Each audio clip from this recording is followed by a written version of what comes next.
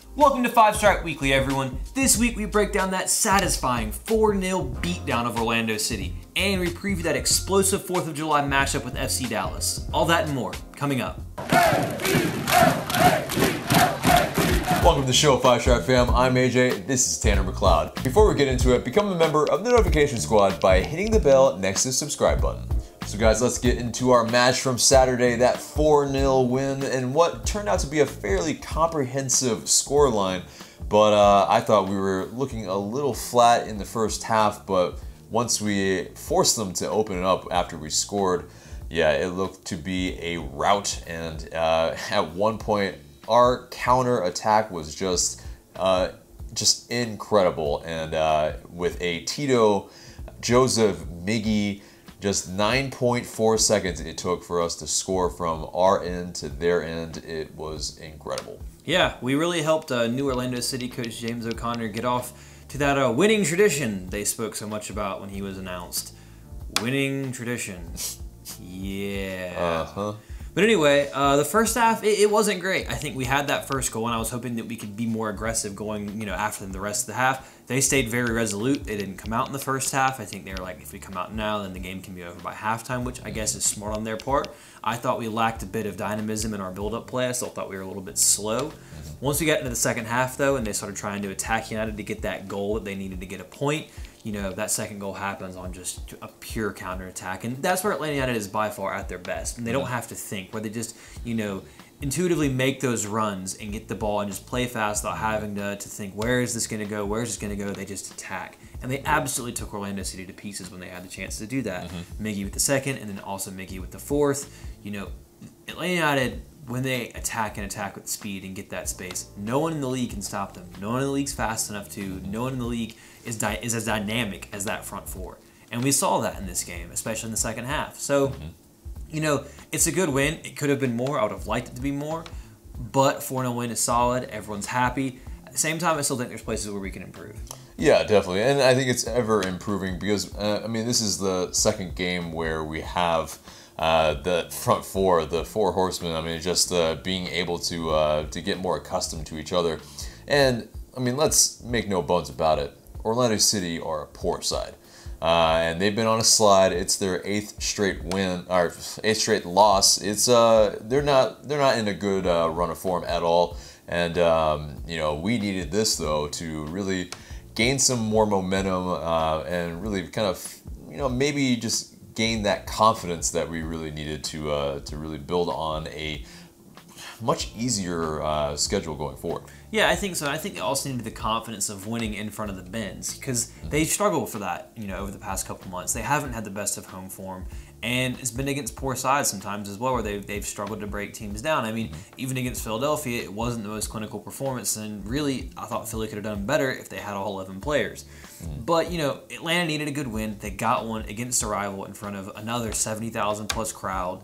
It was an incredible atmosphere, and I think it really helps them move forward. They have another big match coming up, tomorrow against FC Dallas, and we'll get into that later. But winning at home is good. Getting that momentum, beating the teams you're supposed to beat, and doing it emphatically is how you win leagues. So it was a good, solid victory. Everyone's happy. They've got that good spirit back in the dressing room, and that's what you need, especially moving forward, right over the halfway point in the season now.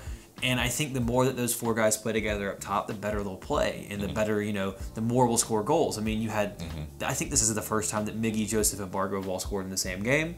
I really, really wanted Tito to get on the score sheet as well, because that would have been incredible to see the whole front four play and get on the score sheet. Yep. But they all played well and they took their goals well. Miggy's fourth goal especially was a thing of beauty. Oh, for sure, for sure. But I think we need to get back into that counterattack of dreams that took only 9.4 seconds to get from our box to their box.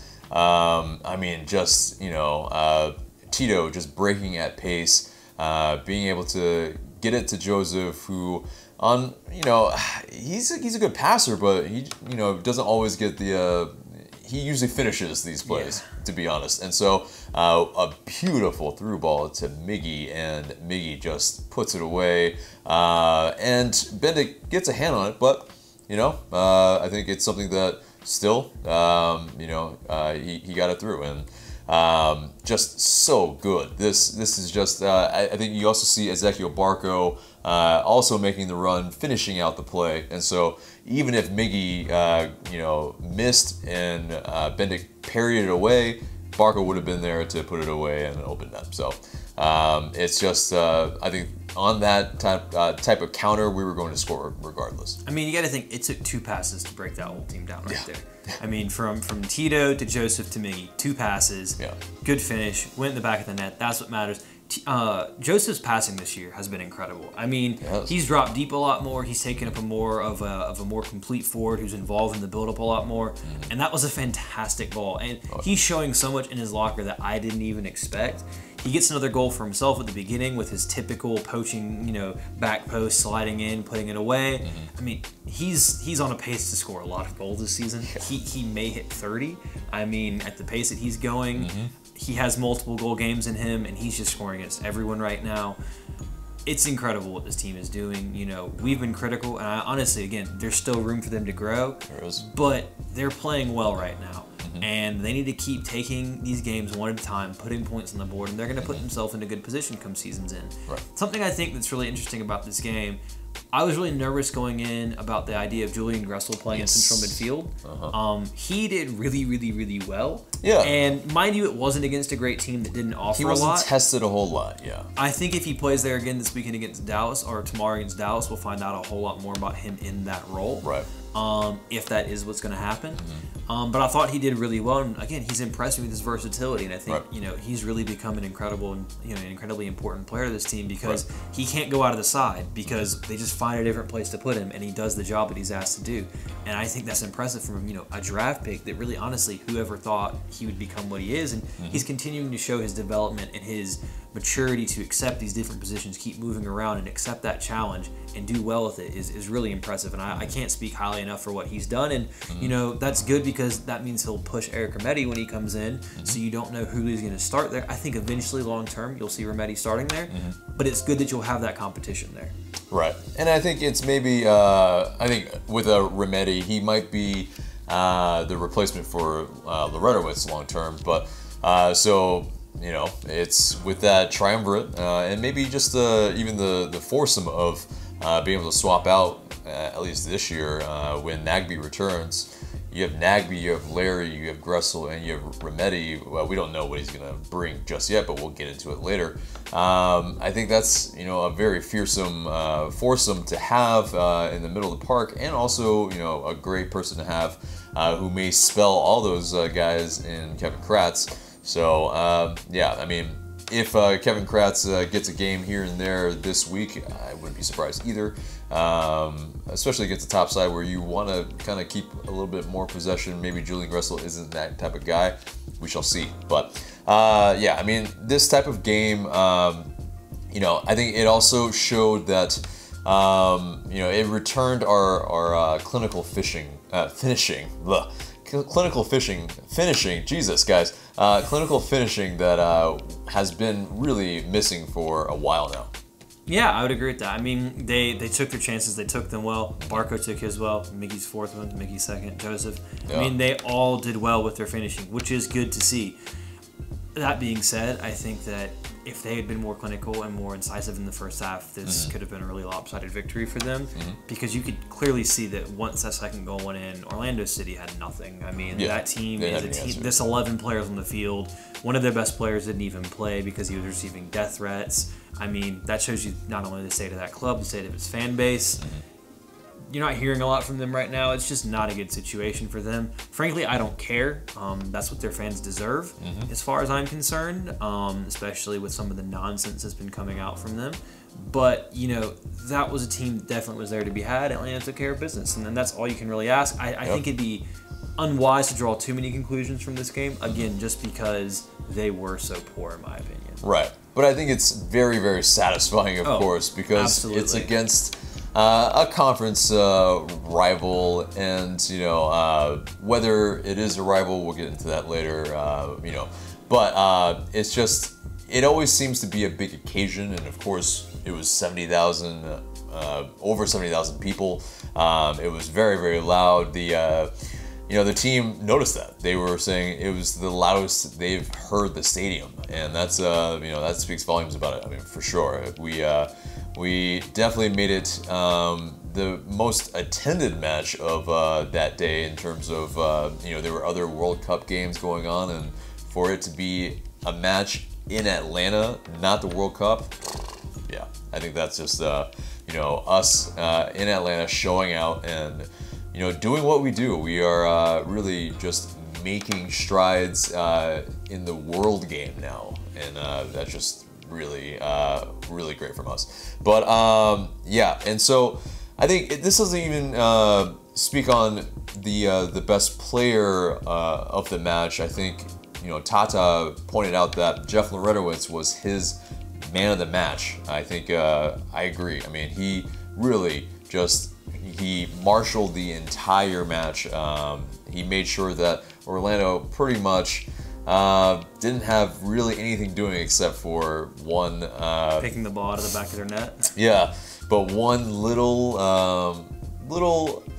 chance where Will Johnson missed. But other than that, they really had nothing going. I mean, he almost entirely by himself made that third goal by winning the ball high up the pitch, getting it back, getting to Miggy, who I thought should have deserved a goal for the way that he hit that. It was just great. There was not very much spin on that ball. It was knuckling, hits the post, but Barco controls it and puts it in. But I mean, that goal was because of Loretowitz doing what he did, winning the ball back, just having that intelligence. I thought he played incredibly well, but there were so many players that played well. I mean, I thought Miggy had his best game of the season, in my opinion. Tata spoke a little bit about it after the match, where he's like, look, Miggy's not your traditional number 10. He wins the ball back a lot, and he works incredibly hard. And we should be lucky that we have a player like that. I've been critical of him this season because I think he hasn't played that well.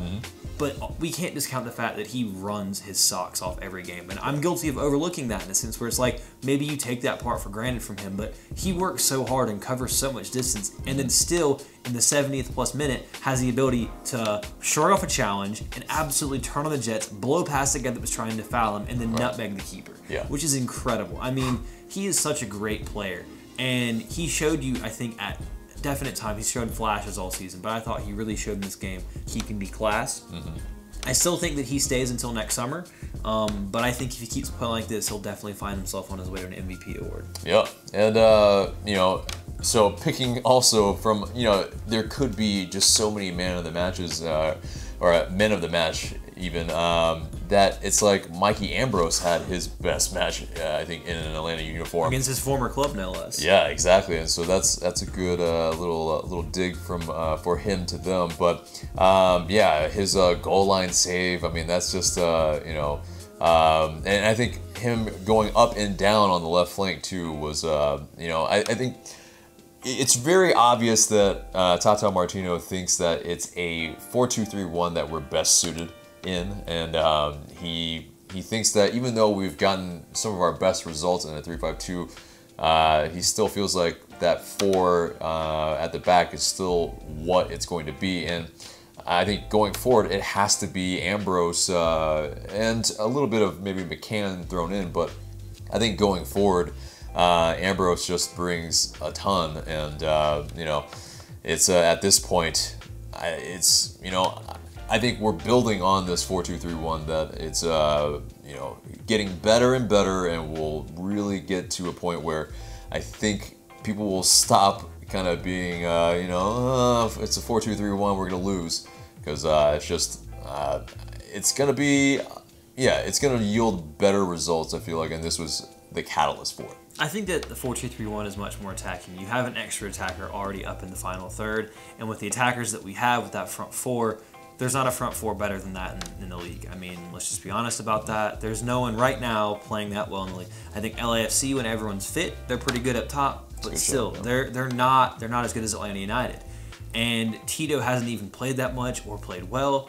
I mean, once he gets going, I think that they're just going to be incredible. And you've seen them, they switched positions and filled each other's gaps a lot better in this game than they have before. Where if Barco drifted inside, Miggy made a point to go wide. And I think that the more they do that, the more comfortable they'll get playing in that system.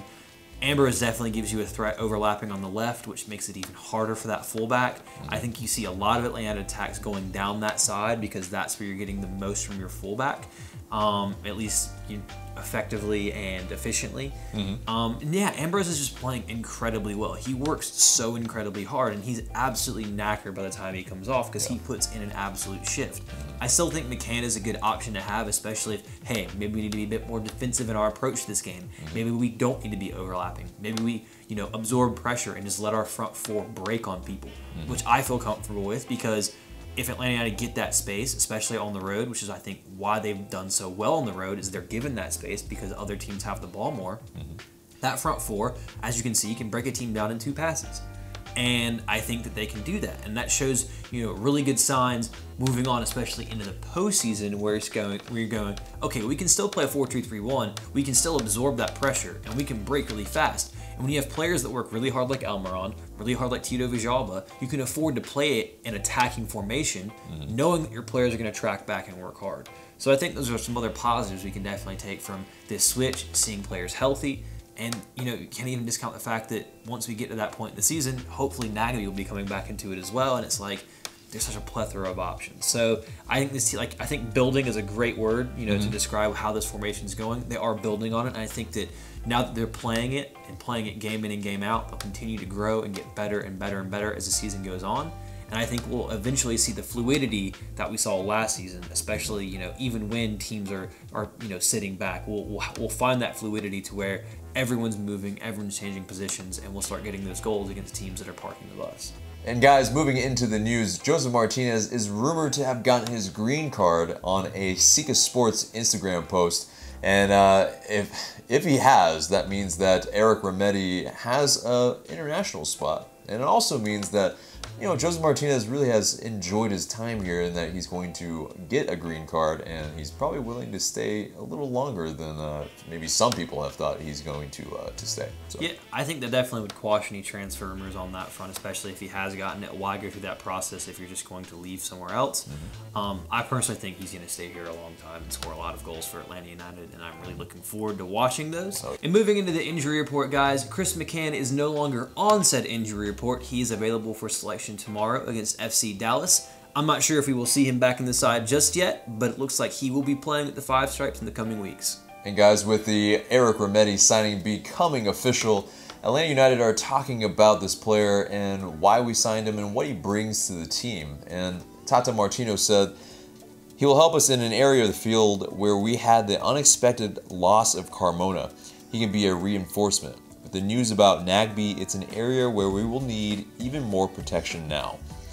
And Ezequiel Barco, he talked about him as he had played against him. He said he's really good at recovering the ball in midfield. He's a physical presence in midfield. He's also a good passer. He will support our team a lot. I mean, it's nice when you have one player who's already played against him before, which is kind of an interesting little nugget with Barco being at Independiente and him being at Banfield.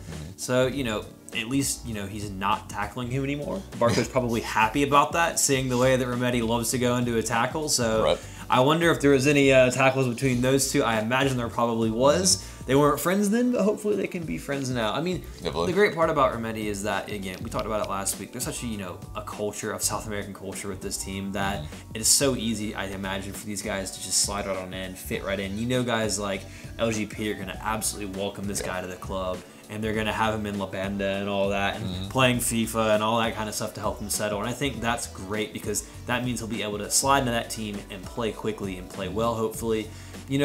Tata and Carlos Bocanegra and the whole front office, they wouldn't have gone after this player if they didn't feel comfortable about him. There's a reason they signed him. He's a bit shorter than Carlos Carmona, but this guy definitely has a competitive edge, and I'm looking forward to seeing what he can do in midfield. Right, and not only can he tackle, he can really play with the ball as well. And so Carlos Bocanegra, he said, he loves to compete, and then when an opportunity comes to carry the ball forward and break the line, he has the ability to do that. And I think that speaks on the type of player that Tata Martino wants to bring in. It's a player that can still do the dirty work, but can also play with the ball in his system, so that he's more of a two-way player, and you don't have a liability on the field at any point. So. Well, that's definitely a hallmark of Tata Martino's teams and how he plays. From his time in Argentina and South America to his short time at Barcelona his teams have always been a team like in a very Spanish style. Everyone has the ability to play and play on the ball. Even his keepers, he expects everyone to be able to be useful with their feet and to be able to build and play a possession type game. So, you know, he, again, as much as, you know, we may have concerns about, well, we haven't seen a lot of this guy, maybe he hasn't played that much, he hasn't scored a lot of goals, he wouldn't be joining if they didn't think he had the passing ability to eventually, in my opinion, and I think yours as well, replace Jeff Larentowicz, which I think is his long-term spot. So it's good, especially if you have another player that can sit deep and distribute the ball. That means you can push players like Nagbe even further forward, especially when you have teams that really sit deep. He has the ability to cover a lot of ground and then play that ball out when he wins it back. That's key, and I think that he'll be a lot more mobile version of Larentowicz when he eventually does replace him. And moving on to our other news. So, you know, Miguel Almiron makes another MLS Team of the Week, which is fantastic.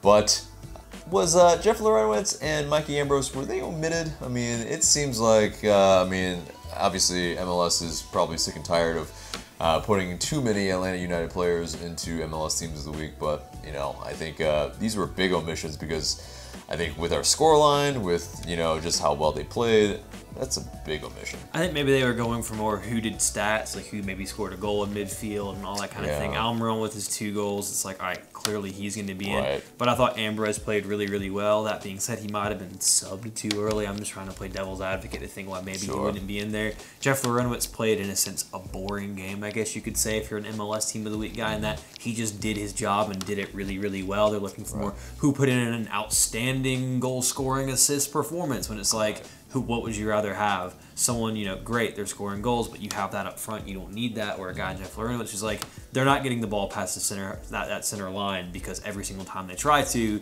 he just gets the ball and we're attacking again. So, I mean, it's an opinion. It's an MLS Team of the Week, and again, they probably could just put half of Atlanta's team in there every single time we win anyway. So, I get it. They can't show favoritism. For sure, for sure. And moving on to Atlanta United 2. We saw another, it's a match where they get valuable experience, but, you know, I think it's because we have a bunch of guys from the academy stepping in, and even a dream tryout guy. I mean, it's Blake White from the academy got his first start. Kevin Barajas got his first start, the dream tryout player, and Justin Garces, the goalkeeper, got his second start. And also Alessandro Castro as well. So, I mean, these guys are getting valuable experience, but it's a matter of they're playing against grown men who are, you know, playing for their livelihood. You know, so they lost 3-0 against Nashville SC, the first matchup between Nashville SC and Atlanta United 2. But I'm sure it's going to be the first of many between that. And another thing to note about our Atlanta United 2 lineup and roster is that Jose Carranza hasn't played since mid-June, and that's because they didn't pick up his player option, and so now he's with DC United. He was spotted in a photo with Wayne Rooney at RFK Stadium, and had a lot of us perplexed. But yeah, I mean, so essentially he has moved on to DC United. Apparently he came up through their academy, but so I guess he's back with them, and best of luck to him. I thought he was an interesting player, and someone that maybe could have broken through. He looked like a good player, but you know, I think our front office is very smart and very keen on who can actually do the job for us. So, you know, if they let him go, then I trust their wisdom and judgment. And guys, getting into the standings, Atlanta United is still in first place in both the Eastern Conference and in the Supporters' Shield. Both Red Bull and FC Dallas should be noted they have 2 games in hand, with that one game for Dallas being tomorrow against Atlanta United. So that'll be a really big one. What's really interesting, though, is we've been looking at it, Atlanta United are actually 10 points better off this season than they were last season. So for a lot of our complaining, me included, it really should be noted this team's made a 10-point improvement from their place last year, which is a really big jump from one season to the other, especially for a new club. So as hard as we're being on these guys, we probably should take, you know, not take it for granted the fact that they are improving and their road form has been really good. They need to, you know, take the points that they can from their upcoming fixture list, because it's honestly the points are there to be taken. So we'll see where we are come the end of July, but Atlanta United could honestly be looking at that 50-point mark and even surpass the 55-point mark from last season as early as August. So for all of our complaining and sometimes wringing of hands and gnashing of teeth, this team's playing pretty good. It's still sitting in first place. Yeah, and so moving on to another thing, Archie Eversole, the musical artist. Yeah, shout out to our boy, because he came out with a fire song about Atlanta United, and it was in the recent All Access Atlanta United video, and it pretty much kind of like debuted it pretty incognito, and it was I dig it, and it's cool to have a song that doesn't suck about Atlanta United. Notably that UK song. So shout out to Archie Eversole, and he's the guy. Of course, if you don't know, he's the We Ready musical artist. So big shout out to our boy there. And guys, June has finally come to an end, and it is time to choose our goals and saves of the month. So first off, our goal of the month, what do you think? For me, it was on the final day of the month. It is Miguel Almiron's 4-0, that last dagger that he put into the hearts of Orlando City, where he absolutely just shrugs off Spectre and just leaves him like a Spectre behind him, and then absolutely 5 holes Bendick. Man, that was just unfortunate and ugly for everything in Orlando. And at that point, if you're an Orlando fan probably still watching, you probably weren't, let's be honest. You just probably started crying, because that was just the absolute, we're better than you, I'm better than you, have a good evening from Miguel Almiron. And I'm not going to lie, yeah, I think I might have watched that goal a ton of times, countless times. So yeah, I think I agree with that. That is my also goal of the month. And moving on to the save of the month, I think it's the Guzan save against NYCFC when it's the one-on-one. I don't think it gets any better than that, because we all saw how another one-on-one on the outside of the box for Guzan went. He got red carded.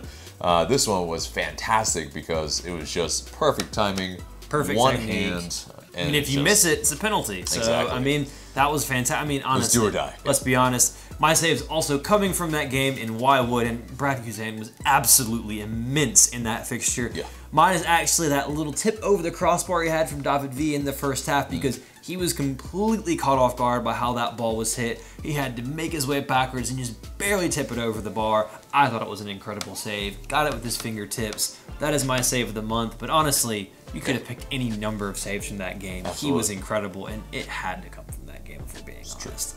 But to move on from that, guys, it is that time of the week for Waste Man of the Week. And let's be perfectly honest, there is only one person that could win Waste Man of the Week, and his name, he's the meme, it's Will Johnson. He had a chance to score a goal, and then he didn't, because you suck. It's an open net. Oh, you know what he should have done? He should have probably just thrown himself to the floor and tried to get a penalty, because that was about as close as it was going to get. He also got himself a yellow card before being subbed off with a very poor performance. But what else would we expect from a guy who, well, looks like this? And moving on to our match preview against FC Dallas on Wednesday on Independence Day. It's going to be a hot one. It's going to be a scorcher. But Atlanta United are going against a very tough team that is second in the West. And, we're on really, really good form. 6 undefeated in the league. Of course, we have Josef Martinez leading the league with 15 goals. And also, we're leading the league with 38 goals as a team, but against an FC Dallas side that really like to possess the ball, and but they just sold their playmaker, Mauro Diaz, and that kind of really bodes well, because they don't play as well without this guy. But I think, going in, it's still going to be a very, very tough matchup. Yeah, I mean, he was a really canny operator for them as well. He did a lot for that team. He was the heartbeat of that team. For me, I think this game is very interesting because it poses a I'm going to say a chance for Atlanta United to play in a different way, in my opinion. I think Atlanta United in this game should actually take a bit more of a defensive approach because Dallas is a good team. They are full of players that, you know, they wouldn't be second in the West if they weren't decent, if they weren't picking up good results. They've been relatively good at home, aside from some frustrating early season draws against like Portland and Colorado when they weren't in good form. That being said, you know, it's going to be hot. We don't play outside that much. We play in the Dome where it's nice and air conditioned. It's going to be tough on these guys, but losing their big player, I think United should play a little bit more defensively. See if, you know, Dallas open that space up. Try to be a bit more aggressive because, you know, they think, all right, we're going to try to go after this team. We're sitting a bit deeper, and then let our front four go to work, attack that space. They won't have that guy in the midfield to control it for them anymore. So I think that if United can, you know, hop on some loose balls, they can put some goals in the back of the net. Very true. And, you know, with their really good form, I think it's something that, you know, if we go into that more defensive formation, or maybe not formation, but mindset, I think it'll bode well. But, you know, is it a 3-5-2? Is it a 4-2-3-1?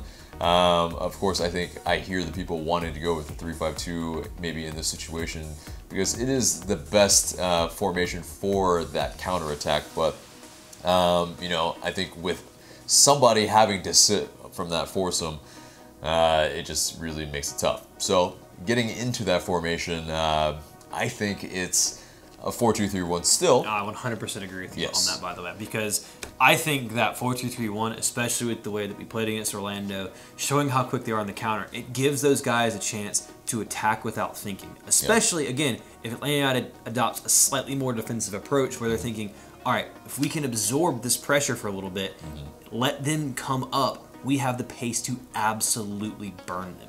And when you have players that work as hard as Miguel Almiron and Tito Villalba, you don't have to play that third central defender because those guys track back. Those guys defend. I think something that's really important that needs to happen in this game is the positioning of Escobar, especially if he's playing it right back. Because the last time we were in Texas, he was horrible. The whole team was, but him specifically, he was not good on the right. His positioning was leaving the center backs in one-on-one situations over and over again. Again, I think this is a reason that Atlanta should take a bit more of a cautious approach because if we're naturally sitting deeper, I think our team is good enough to absorb that pressure, especially against a team that, again, is missing its best player now and is trying to learn and adapt without him. I think that if we do that, it gives us a bit more solidity in the back and the opportunity to have those front four just springboard off of it and put some goals on Dallas. Yeah. And so getting into that formation, I think it looks very similar against Orlando City, if not exactly the same. It's Guzan, and it's Escobar, it's Parkey, LGP, Ambrose, we have Larry, we have Gressel, and we have Barco, Almiron, Tito, and Josef. I think this is the, I think it's our best lineup going forward probably. Maybe interchanging a few guys here and there if you're going a little bit more defensive or you're going a little bit more offensive. So it just depends. But I think you know, this team offers the best for what we need going forward right now at the moment. And of course, we have a match coming up on Saturday as well against Philly. That makes it really tough in terms of if there's players being rotated out, but I think this is far more difficult of a game, so I think we need to play our best 11 that we have right now against FC Dallas, and then worry about Philly at a later point, in which maybe we might see the likes of an Andrew Carlton, Kevin Kratz, others play. So I think this is our formation, and getting into... Well, actually, before we move on to the predictions, I think the only reason, or the only places we could look at potential rotation is possibly McCann at left back, if he's fit, because he's a bit more of a defensive approach to Ambrose, would give you a bit more at the back, and maybe Kevin Kratz in central midfield instead of Julian Gressel.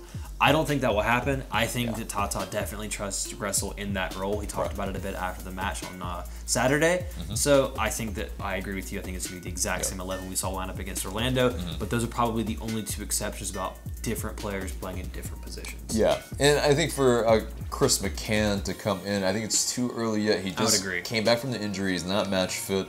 So he needs that time to get acclimated back in again. So maybe he comes on in Texas last time. Yeah, that as well. But against a different team, obviously. But still, the heat can be punishing for sure. But yeah, getting into those predictions, what do you feel like the scoreline's going to be.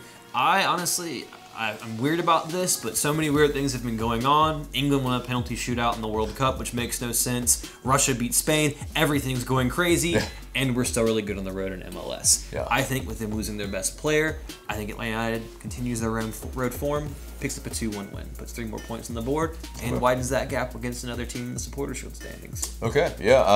I think I'm a little bit more negative on it. I still think that it's going to be a tough team, and I would be okay with a draw, but I think there are 2 offensive teams, and I think it's a 2-2 draw. And even though they're without Mauro Diaz, I think they know how to play in Dallas in their stadium. Even though they might not have the raucous atmosphere that we do, I think it's still a tough place to play, and so I think a 2-2 draw would be a good result.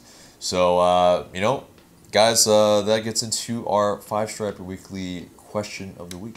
And for this week, it's going to be, do you really see Orlando City as a rival? Honestly, sometimes we talk about it and it sounds like we really dislike them. And yes, I do really dislike them. But do I consider them a rival? Absolutely not. I think some of our players are uncertain about that. We get really rowdy for them. But 5 games.